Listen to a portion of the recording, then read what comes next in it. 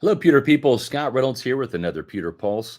Baker Mayfield and the Bucs have weapons galore this year on offense, and that's today's topic. It occurred to me during minicamp that Baker Mayfield is coming off his best season yet, throwing for over 4,000 yards and a career high 28 touchdowns. And he's got an absolutely stocked arsenal to throw to. You see, every single one of Mayfield's main targets is back this year. The only touchdown producers not returning to Tampa Bay in 2024 are wide receiver David Moore, who had one touchdown in the regular season and another one in the playoffs, and wide receiver Devin Tompkins, who had one regular season score himself. So 34 out of Tampa Bay's 36 touchdowns on offense return this year, when factoring in all 8 rushing scores, along with Mayfield's 28 passing touchdowns during the regular season. Oh, and the Bucs just drafted another running back, another wide receiver, and another tight end to give Tampa Bay even more depth and competition, and ultimately give Mayfield even more weapons to throw to. Now, here's why that's important. The reason why the Bucs offense was unstoppable at the end of the 2020 Super Bowl season and throughout much of the 2021 campaign was because Tampa Bay had a multitude of weapons for Tom Brady to throw to. And not just weapons, elite weapons. For years, the Bucs had the dynamic duo of Mike Evans and Chris Godwin, yet the team never made the playoffs.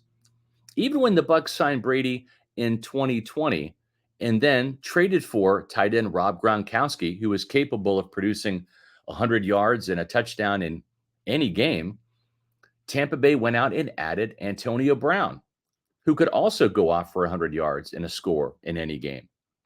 Then Tampa Bay's offense became incredibly difficult to defend. You see, great defenses can double 2 weapons and take them out of the game. Elite defenses can even neutralize 3 top weapons. But there isn't any defense in the NFL that can effectively cover up 4 great weapons, and that's why Tom Brady and the Bucs offense put up 30 points per game regularly in the Super Bowl run in 2020 and during the 2021 season. Either Evans or Godwin or Gronkowski or Brown was singled up, and all Brady had to do was find the most favorable matchup. The Bucs' success on offense had little to do with Byron Leftwich's play calling as a result. But in December of 2021, Godwin was lost for the rest of the year and the playoffs after a serious knee injury in the home loss to the Saints. Brown decided to peace out on Bruce Arians and the Bucs shortly afterwards in a wild incident during a late season game against the Jets. That left Brady with just Evans and Gronkowski and an injured Cam Brate to throw to in a gut-wrenching home playoff loss to the Rams a few weeks later. Tampa Bay trailed 20-3 at halftime and was only able to rally and tie it up at 27-27 late in the fourth quarter, thanks to a flurry of Rams turnovers late in the game.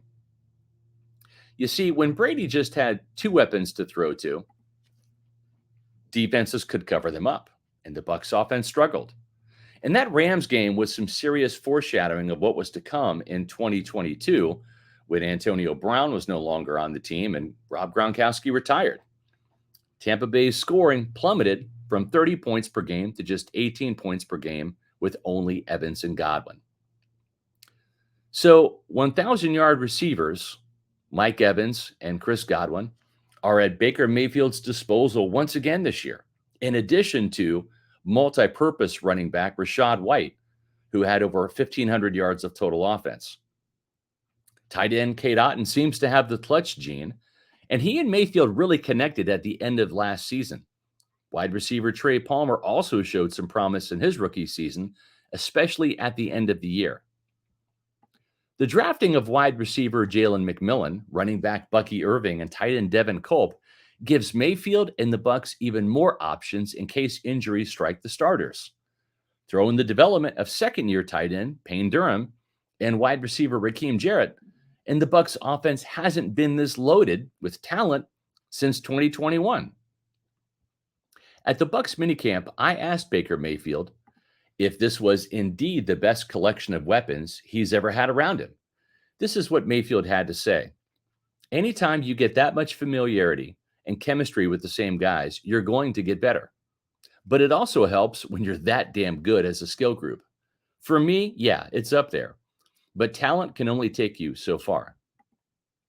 And that's right. Talent can only take Mayfield and the Bucs offense so far. And if I'm being honest, there isn't a Gronk caliber tight end on this roster, nor is there an AB level receiver to truly complement Evans and Godwin.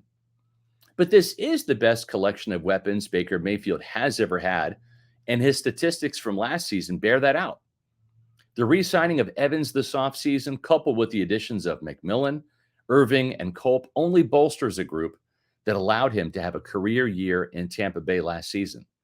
As McMillan, Irving, and Culp develop, and White, Palmer, and Otten continue to ascend, bigger things lie ahead for Baker Mayfield and the Bucs offense as a result. We ask that you like this video and leave a comment. Doing those two things helps us with the YouTube algorithm, helps us get in front of more awesome Pewter people like you. And we encourage you to subscribe to Pewter Report TV. That's our YouTube channel, where you can find all of my Pewter Pulse videos, the Pewter Report podcast, and other great Bucs video content all summer and football season long.